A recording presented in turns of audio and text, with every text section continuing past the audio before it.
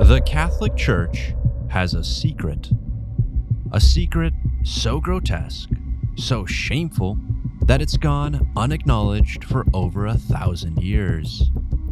We've all heard about the papal indulgences and the mistresses, about the Borgias and the Medicis, but this, I assure you, is worse.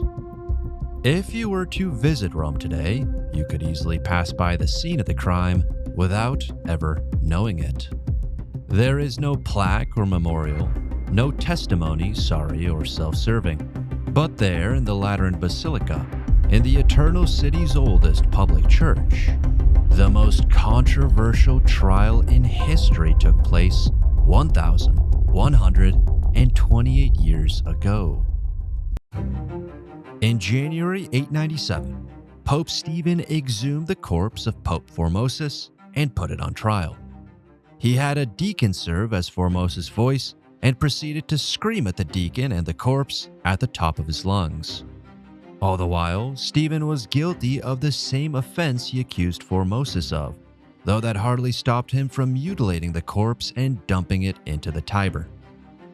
Needless to say, this leaves us with many questions. Who were the actors in this drama, the living Pope Stephen and the dead Pope Formosus? What is it that compelled Stephen to hold a trial as insane as this one? And what was Formosus even guilty of? Lastly, could it be that this very trial throws the whole pontifical succession from Formosus to Francis into jeopardy? Stick around as we answer all of those questions and descend into the murkiest chapter of papal history, a chapter whose very name is probably enough to get me demonetized. That's why I gotta give a big thanks to today's sponsor, Aura, not just for paying the bills, but also for keeping me safe online. Aura is basically the digital equivalent of the Aurelian Walls, the only thing that prevented Saracen raiders from sacking Rome in 846 AD. Not only does Aura tell me exactly which raiders have my data, it automatically submits opt-out requests on my behalf. In 2024, the data broker National Public Data was breached, exposing 2.9 billion records. This included some of our most sensitive data, social security numbers, addresses, phone numbers. All of it went up for grabs. Luckily, with Aura, I don't have to worry about my records being among those 2.9 billion. I can rest easy knowing my data is secure. If, like me, you value your privacy, go to the link in the video description, aura.com/empirebuilders, and start your 2-week trial today. And now, back to the video. For those of you who just finished Conclave, be aware that the 9th century was a very different time for the Catholic Church. This was before conclaves, before crusades, before the Swiss Guard and the Vatican, before cardinals had their red hats, before popes had their mantle, mitre, and ring. What the Pope did have in those dark and dreary days was worldly authority, in defense of which he sometimes stooped to the worst crimes imaginable. As one historian noted, the papacy was the possession of great Roman families, a ticket to local dominance for which men were prepared to murder and steal. It was into this world that Formosus was born around the year 816.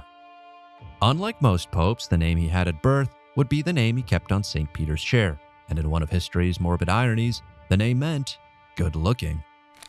In 864, Formosus was consecrated as the Cardinal Bishop of Porto, not the city in Portugal, but the suburb in Rome. By that time, he would have experienced several upheavals: the dissolution of Charlemagne's empire, the subjugation of a pope to the Franks, and even the appearance of a Saracen raiding party in what was now his diocese. By 866, we find Formosus at the very edge of Christendom. He had been sent to Bulgaria as a papal legate to convert the court of King Boris. This king was apparently so impressed with our Formosus that he asked the Pope to name him the country's archbishop. The request was denied. Formosus was already Bishop of Porto, and at that time, clergymen were forbidden from holding multiple dioceses. Keep that stipulation in mind, because it's going to come up again. In the following years, Formosus was sent to West Francia, ingratiating himself with King Charles the Bald and helping him win the imperial crown. This earned the Bishop of Porto his fair share of enemies back home.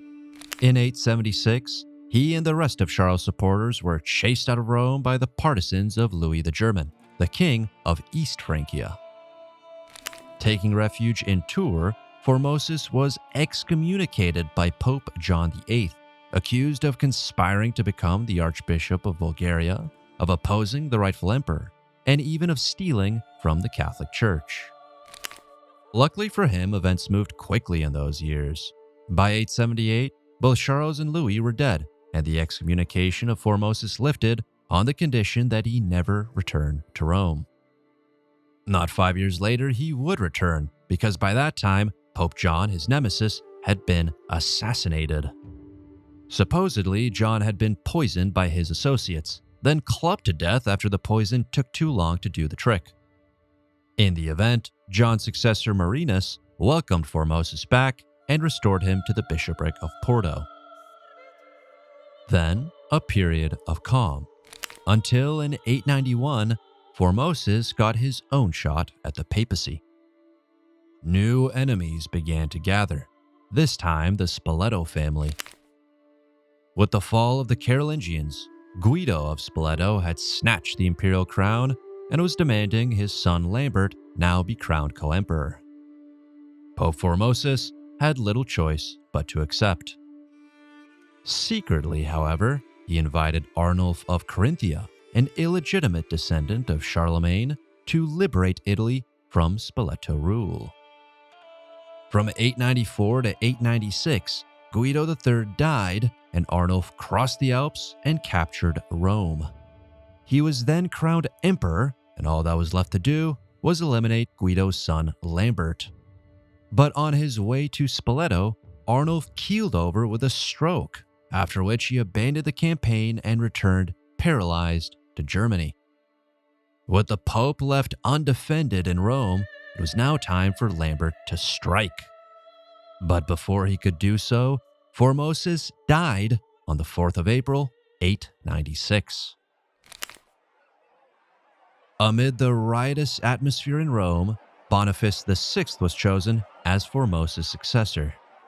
He was the first pope in history to have been defrocked twice in his ecclesiastical career, possibly for adultery, possibly for murder. One papal chronicler referred to him as a disgusting monster, but fortunately for the church, he was dead in 15 days, possibly to gout, possibly to poison. Between the riotous mob, scheming patricians, encroaching Saracens, and furious Franks, it's worth asking, who in their right mind would now want to be pope? Enter Stephen VI, or the 7th, depending on who you ask. The confusion stems from the unconsecrated Stephen II, who died just days into his papacy. In any case, our Stephen was, like Formosus, born in Rome and ordained as a bishop. But unlike Formosus, Stephen was on the Spoleto side, which brings us to his motives for convening the corpse trial. For one, Stephen wanted to keep Lambert of Spoleto happy, and one way of doing that was offering him posthumous revenge. Secondly, and bear with me here, because popes became bishops of Rome upon their ascent, this meant that Formosus and Stephen both ran afoul of that little stipulation I mentioned earlier, the one that prevented bishops from holding multiple dioceses. Yet it was Formosus who, as pope, ordained Stephen as bishop, meaning Stephen could avoid breaking that rule by invalidating Formosus' papacy and, by extension, his appointment. Seen in this light, the motives for the corpse trial were perfectly sane. The trial itself, anything but. The proceedings took place at the Lateran Palace, then the residence of the Pope, not even a year into Stephen's pontificate. Anyone who came to this synod or church gathering expecting a trial in absentia was in for a rude awakening. For some reason still unexplained today, Stephen chose to have Formosus' corpse dug up, dressed in papal vestments, and sat on St. Peter's throne.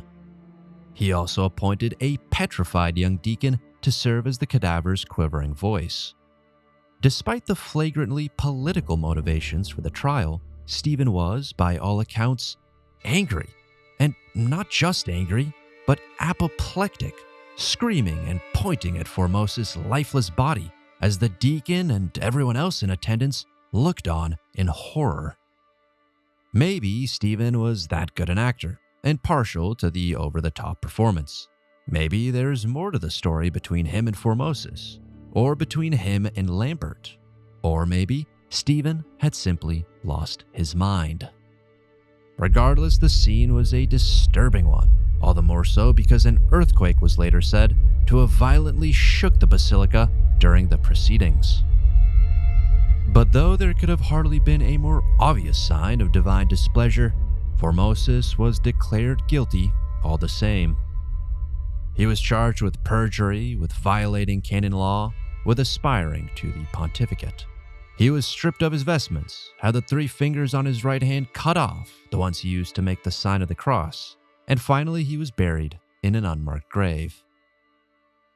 Fearing the mob might discover the grave and turn it into a shrine, Stephen decided to exhume Formosus a second time, dropping the beat-up cadaver into the Tiber River before, according to legend, a hermit, perhaps a fisherman, found Formosus' remains and deposited them into a catacomb. As it turns out, to no one's surprise, Stephen had miscalculated. The Cadaver Synod offended the sensibilities both of the Roman mob and the Spoleto family. Nor were the priests who owed their titles and dioceses to Formosus particularly thrilled to see his papacy invalidated, another point of contention which will come up again. By 897, Stephen was imprisoned, defrocked, and strangled to death. His successor Romanus annulled Stephen's papacy in turn, only to be deposed himself. Under the next 2 popes, Formosus' body was recovered and reburied in St. Peter's Cathedral. Today you can visit the cathedral and see the plaque that lists his name along with the rest of the 266 popes. So all's well that ends well, right? Not exactly. In 904, there came a pope named Sergius III, one of the most abhorrent in history. Not only was he a murderer, having both his predecessor and an anti-pope strangled, he was little more than a shamelessly corrupt puppet of the Roman patrician Theophylact.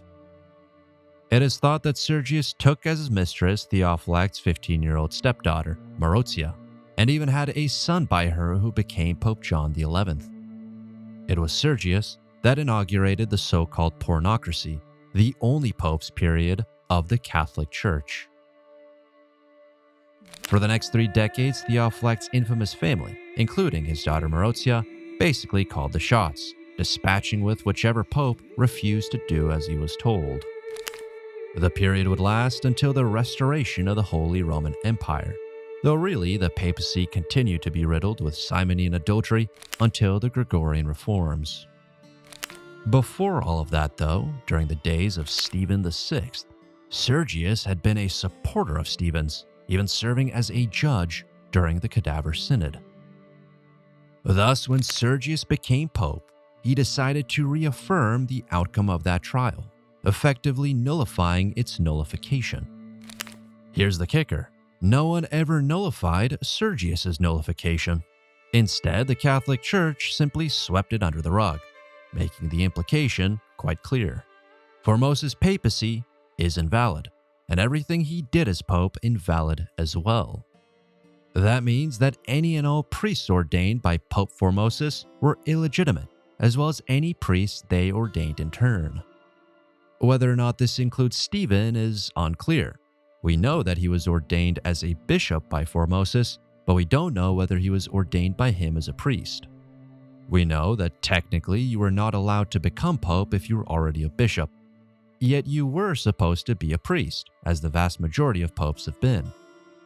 Now, there were exceptions to this rule as well, meaning there have been popes who were never priests. Therefore, it's unclear whether the nullification of Formosus' papacy renders the whole succession of popes null and void. But that does not stop some from asking these questions. As one author noted, Some commentators hold that Stephen's actions call into question the entire doctrine of infallibility, and thus the bedrock of the modern church. Some even say that the Cadaver Synod casts doubt on the belief in apostolic succession, since we can no longer be sure which bishops, and consequently popes, were ordained by nullified priests. If this is true, the sanctity of Petrine succession, which reaches all the way back to Jesus Christ himself, has been broken.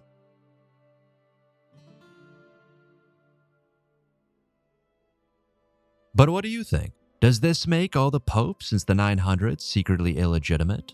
It's a question you could probably debate until the Second Coming, which is why I'm very excited to see the comments you leave down below. If you enjoyed the video, also be sure to like and subscribe, as it really helps out the channel. If you're interested in early, exclusive, and ad-free content, consider becoming a YouTube member or patron. And lastly, be sure to check out Aura if you're going down any pornocratic rabbit holes.